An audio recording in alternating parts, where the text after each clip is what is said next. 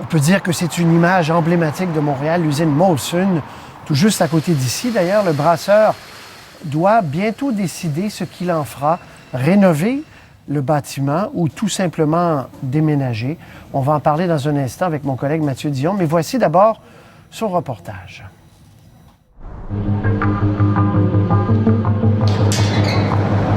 Je suis celui qui a la charge du département du brassage à l'usine de Montréal. Jouer le rôle du maître brasseur d'une institution telle que Molson n'est pas une mince affaire. Jean-Charles Villeneuve, 4e génération de sa famille à travailler à l'usine, incarne le gardien des 230 ans d'évolution de la brasserie. Le projet de contribuer à la production d'une bière historique était tout désigné pour lui. Les gens de Molson sont allés voir dans les archives de Molson et ils ont sorti avec une feuille de brassin, le brassin numéro 110 de l'année 1908. Le défi, trouver les variétés de malt, d'orge et de houblon pour imiter la pale ale d'époque pour mettre en marché une bière de spécialité, un type de produit dont l'offre se diversifie et la demande grandit. En effet, le nombre de permis de brasseur au Québec a bondi de 39 en 2002 à 148 en 2016. Le grain nous arrive séché ici. Étape par étape, de haut en bas, nous avons parcouru le cheminement de la nouvelle bière, la 1908, en commençant par le concassage des différents types de malt qui forment la recette de base. C'est ici que la magie des grains s'opère, honnêtement. C'est ici que... Le malt est amalgamé à l'eau dans les cuves d'empâtage. C'est ici qu'on brasse que les premiers arômes s'échappent.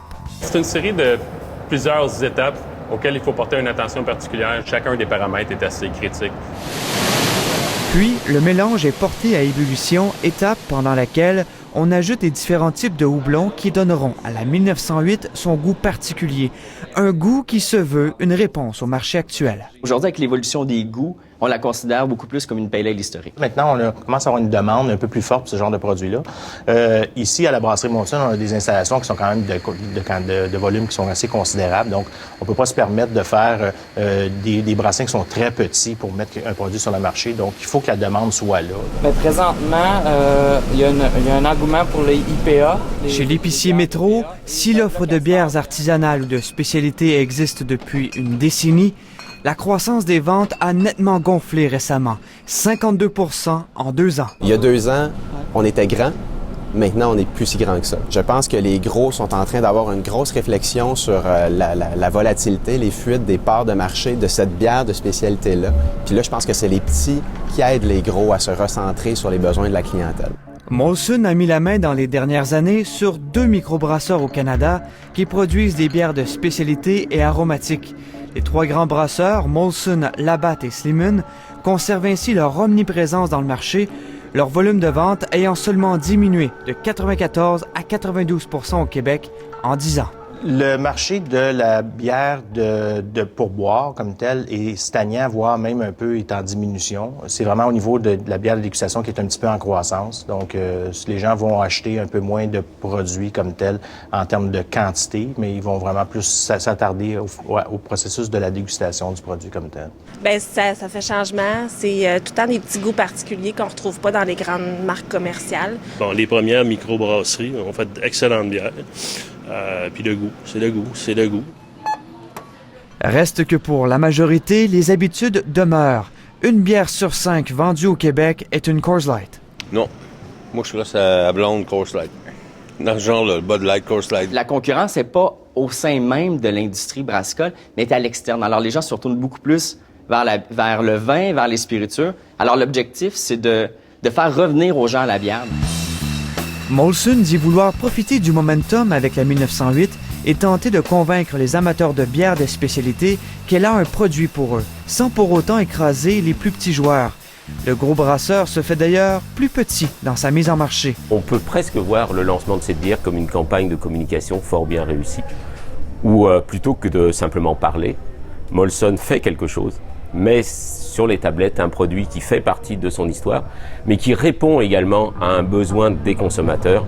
Les irréductibles des microbrasseries feront peut-être résistance à la 1908. D'autres qui s'identifient à Molson pourraient se laisser tenter par la vieille recette.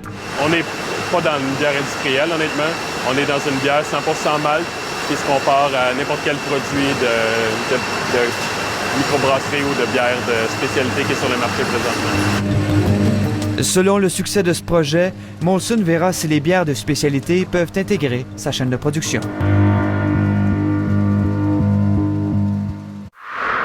Bon, et parlant de Molson, cette usine historique, alors est-ce qu'ils veulent déménager, rénover? Il se pourrait en effet que Molson déménage. Ça a été annoncé aux employés l'été dernier. Il y a une étude de faisabilité qui est en cours, résultat d'ici la fin 2016. Mais ce qui est clair, c'est que Molson est à la croisée des chemins, doit moderniser ses installations. Et si, par exemple, ça coûte 300 millions rénover, 200 millions déménager ou vice-versa, c'est clair que ces chiffres vont entrer dans la balance. Mais il y a l'enjeu patrimonial ici, c'est la deuxième entreprise au Canada, la première brasserie en Amérique du Nord. Il y a une empreinte importante dans le quartier avec Radio-Canada qui pourrait déménager également. Donc, il y a tout cet enjeu-là que Molson doit tenir en compte. Là-dessus, voici son porte-parole. En ce moment, on regarde le plan pour les prochaines années et les montants en jeu sont assez importants. Donc, la meilleure façon d'investir dans nos actifs au Québec, c'est ça qu'on est en train de voir, c'est ça qu'on est en train d'analyser. L'étude de faisabilité va nous permettre de répondre à cette question-là au cours de la fin de l'année 2016. Donc, est-ce qu'on rénove le site actuel ou on construit une nouvelle brasserie tout en redéveloppant le site sur lequel on est depuis 230 ans? Voilà ce qu'il y en est pour Molson. Parlons un peu de Labatt, l'autre grand brasseur. Lui aussi, il s'ajuste au marché actuel, a mis la main tout récemment, pas plus tard que la semaine dernière, sur la microbrasserie Archibald à Québec. Et lundi prochain, on va annoncer avoir investi 50 millions de dollars à La Salle, dans l'usine de La Salle à Labatt, sur 2 lignes de production pour des boissons alcoolisées aromatiques, aromatisées. Donc, on pense ici à des Budweiser à la lime, par exemple. Alors, il y a vraiment, on se rajuste à l'heure actuelle. C'est vraiment ce qu'on voit. L'annonce a lieu lundi en la présence de Dominique Anglade, la ministre de l'Économie. En tout cas, on voit derrière vous cette immense usine que l'on connaît bien sûr, les Montréalais, Molson. Juste devant vous, il y a, ou enfin, de biais, il y a Radio-Canada. Si Radio-Canada devait partir, comme c'est un des scénarios très probables, et Molson aussi, tout ce quartier-là vraiment changerait de visage, là. Oui, mais Molson demeure convaincu qu'elle va garder une empreinte à cet endroit-là. Qu'est-ce que ce sera exactement? C'est là que ce n'est pas clair, mais entend conserver quelque chose sur la rue Notre-Dame. Très bien. Merci, Mathieu. Au revoir.